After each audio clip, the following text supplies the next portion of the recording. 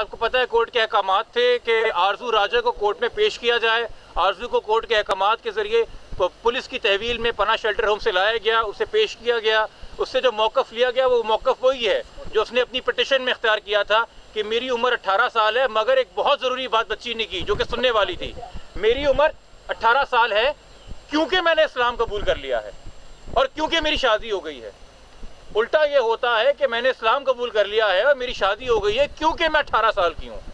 यहाँ पे सनद इस्लाम को एज वेरिफिकेशन डॉक्यूमेंट बना के पेश किया जा रहा है कि मैं 18 की हूँ, चूँकि मेरी सनद इस्लाम कहती है मैं 18 की हूँ, चूँकि मैंने इस्लाम कबूल कर लिया है।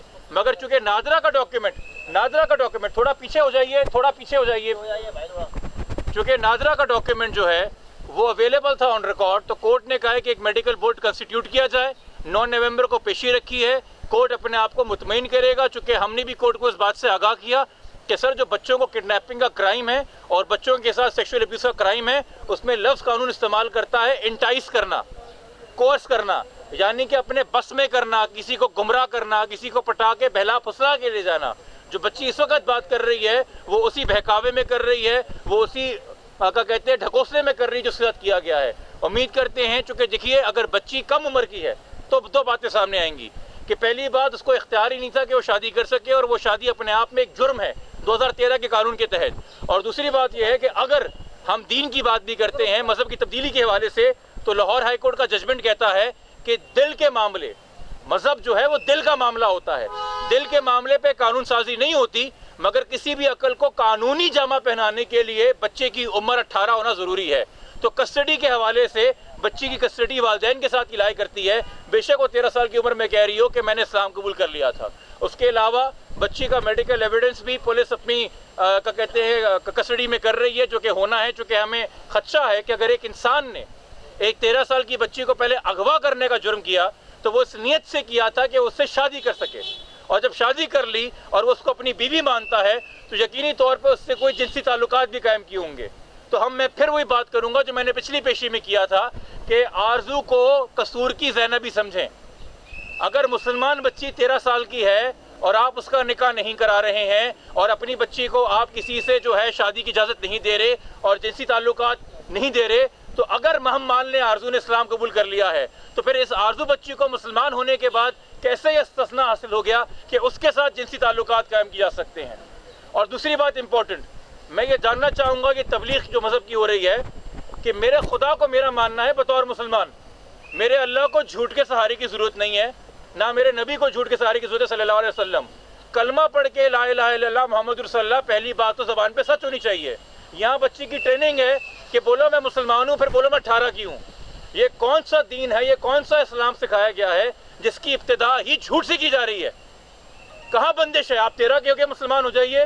तो ये सारा केस खुल के हमारे सामने आ रहा है कि ये अगवा का केस है, ये बच्ची को बहकाना फैलाने फुसलाने का केस है, उसे अपने बस में करने का केस है। और यहाँ पे ये आपके सामने होना चाहिए कि इस निकाह नामे में एक गवाह एक पुलिस वाला है, एक पुलिस वाला जिसकी ड्यूटी है कि जब उसे पता है कि बच्ची छोटी है तो सिंध में चाइल्ड मैरिज लॉ कायम है, वो दानिश नाम का गवाह यहाँ पे गवाही दे के छोटी बच्चियों की शादी करा रहा है। और फिर मुलजिम अजहर अली के 2 भाई शारिक और मोहसिन जो कि पुलिस के अफसर हैं, वो इस जुर्म को छुपाने के लिए दिनों तक जो हैं पुलिस की ड्यूटी नहीं अपना रहे और कंसील कर रहे हैं, यानी कि आवे का हवा बिगड़ा हुआ है यहाँ पे। और फिर उसके साथ ये जो रहीमी साहब हैं, मुफ्ती अहमद जान रहीमी, जो इस केस में बच्ची की सनद इस्लाम लिखते हैं, वो उरूज केस में भी इस्लाम कबूल करा रहे हैं, निकाह पढ़ा रहे हैं बच्चियों का, वो नेहा केस के अंदर भी ये काम कर रहे हैं। आपने कोई माफिया खोला हुआ है? मैं एक सवाल करता हूँ मीडिया से और बड़ा मोतबर सवाल करता हूँ, पाकिस्तान में जब नाम लिया जाता है इस्लाम कबूल करवाने के हवाले से तो सबसे पहले नाम मैं मीडिया में और लोगों से सुनता हूँ मौलाना तारिक जमील साहब, बहुत मोहतरम है। मैं सुनता हूँ कादरी साहब, जिनको लोग अकीदत के अंदर प्यार से पप्पा भी कहते हैं, हर जगह आपको उनके फॉलोअर्स मिलेंगे।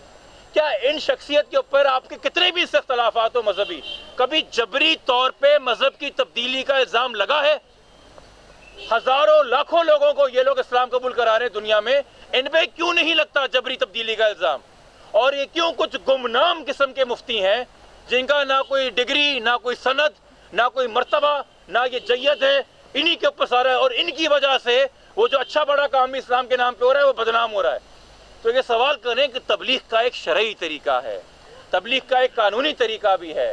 किसी पे कैद नहीं है अपना मजहब तब्दील करने के मामले में, मगर बच्चों को अगवा करके उनकी कम उम्र में शादी करा के, उनसे हम बिस्तरी करवा के, उन्हें अपने घोंसले में लेके आके, उनसे झूठी पिटिशनें करा के, ये आप एक रैकेट चला रहे हैं चाइल्ड ट्रैफिकिंग का। एक मजहब से दूसरे मजहब में ट्रैफिकिंग हो रही है, कन्वर्जन नहीं हो रही है। आप इस्लाम की सनत को इस्तेमाल कर रहे हैं एक छोटी बच्ची के साथ, जिना के साथ। खुदा आपको पूछेगा, ये अदालत आपसे इस गुनाह का क्या हिसाब लेगी। अल्लाह की ज़ात आपको खड़ा करेगी कटहरे में अपने रोज़े महशर और सवाल पूछेगी कि रहमतुल आलमीन सल्लल्लाहु अलैहि वसल्लम के नाम पे ये जुल्म आपने किया है। हमें अदालत से पहले भी उम्मीद थी, आज भी उम्मीद है, और आज भी अदालत ने मेडिकल टेस्ट किया है। हमें उम्मीद है कि इसमें इंसाफ होगा। यहाँ पे अगर कोई मीडिया के सामने अदालत के खिलाफ नारे लगा रहा था तो हम उसको कंडेम करते हैं। वो गलत बयानी पे मबनी नारे हैं, वो गलत सियासी मकासद की वजह से नारे हैं। अदालत यहाँ पे इंसाफ इंश्योर करने के अलावा कुछ नहीं कर रही। अदालत ही हमारी मोतबर है। हम अदालत के सामने खड़े क्यों हैं? ये मान के खड़े हैं ना कि इंसाफ कहीं से मिलेगा। तो वालिदैन का भी ये मौक़िफ़ है और हम शुक्रगुज़ार हैं मीडिया के जो हमारे साथ यहाँ पे आज मौजूद थे। शुक्रिया जी।